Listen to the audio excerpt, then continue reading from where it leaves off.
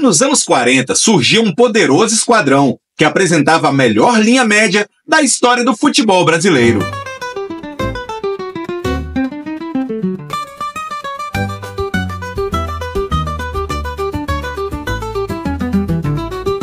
Arroz, feijão e carne seca podem ser apreciados em qualquer lugar do mundo, pois o mundo é Vasco.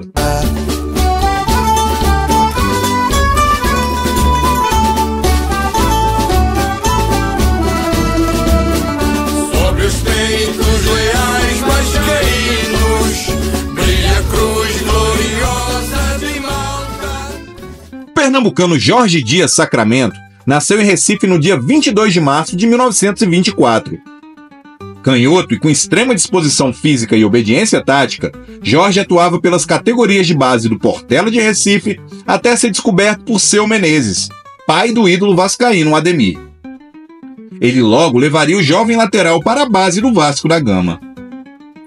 As primeiras oportunidades vieram em 1946, e logo Jorge tomou a vaga de Argemiro e se consolidou na linha média vascaína, juntamente com Eli do Amparo e o recém-contratado Danilo Alvim. Sempre dedicado e compenetrado, Jorge se destacava por sua leitura de jogo e foi rapidamente convocado para a Seleção Carioca de Futebol, conquistando o Campeonato Brasileiro de Seleções daquele ano. Conquistou seu primeiro título também pelo Vasco, o Torneio Municipal de 1946. No ano seguinte, contribuiu decisivamente para a conquista do Campeonato Carioca pelo Vascão, sendo um dos maiores ladrões de bola do torneio. A torcida vascaína nomeou Jorge como seu xodó, mas o apelido que pegou mesmo era bem peculiar: Carne Seca.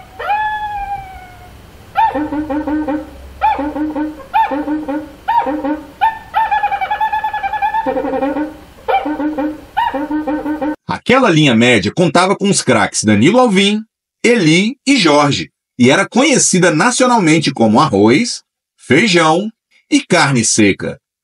Apesar da brilhante carreira e da popularidade entre os torcedores cariocas, Jorge era sempre cotado, mas jamais teve uma oportunidade na seleção brasileira, diferente de Arroz e Feijão, quer dizer, Danilo e Eli. No entanto, a maior conquista de um clube sul-americano viria a acontecer em 1948.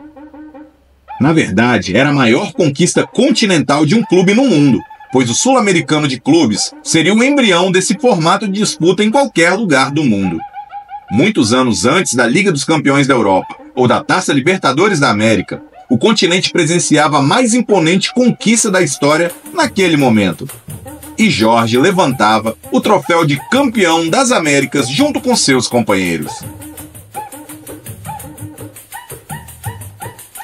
Para a Copa de 1950, Jorge foi preterido por Bigode, do Flamengo, e Noronha, do São Paulo. E apesar de conquistar o bicampeonato carioca em 49 e 50, ficou fora daquela que seria a maior competição de todos os tempos, a Copa do Mundo do Brasil. Prepara o passe em profundidade, demorou. Está lutando, deu na direção de Ademir. Gira na área, atirou. Gol! Gol! Brasileiro! O incansável Jorge continuou acumulando partidas e títulos pelo Vasco da Gama, sempre com muito destaque. Após os troféus do Campeonato Carioca de 1952 e do Torneio Rivadavia Correia Meyer em 1953, o lateral tinha esperanças de disputar a Copa do Mundo de 1954, mas foi ofuscado pelo surgimento daquele que viria a ser um dos maiores da história, Nilton Santos. Já no limiar da sua carreira, o grande Carne Seca foi jogar no Bangu em 1955. Danilo já havia deixado o Vasco para jogar no Botafogo, e o último a sair foi Eli, que foi para o Sport Recife. Assim, era desfeita a maior linha média já vista nos campos do Brasil: arroz, feijão e carne seca.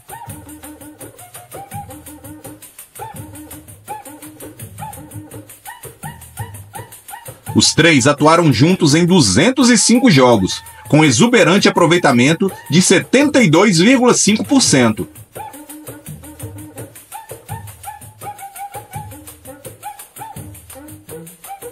Foram 137 vitórias e apenas 33 derrotas. Jorge abandonou a carreira de jogador em 1956 e tentou a carreira de treinador sem sucesso. Com 353 jogos com a camisa do Vasco entre 1945 e 1954, Jorge Sacramento é o 20º jogador com mais partidas pelo Clube da Colina. Marcou 2 gols ao longo de quase uma década, num tempo em que laterais raramente cruzavam o campo ofensivo. Até o surgimento de Felipe Maestro, Jorge era unanimidade como o maior lateral esquerdo da história vascaína. Pelo Gigante Cruzmaltino, conquistou 16 troféus, sendo 4 cariocas e o título do Sul-Americano de Clubes de 1948, além do Intercontinental Rivadavia Correia Meia. Foi também bicampeão brasileiro de seleções pelo selecionado carioca. Jorge passou os últimos anos de sua vida como taxista na cidade do Rio de Janeiro. Faleceu no dia 30 de julho de 1998, aos 74 anos de idade, de insuficiência respiratória. Para sempre, o craque sem máscaras será lembrado nos corações vascaínos.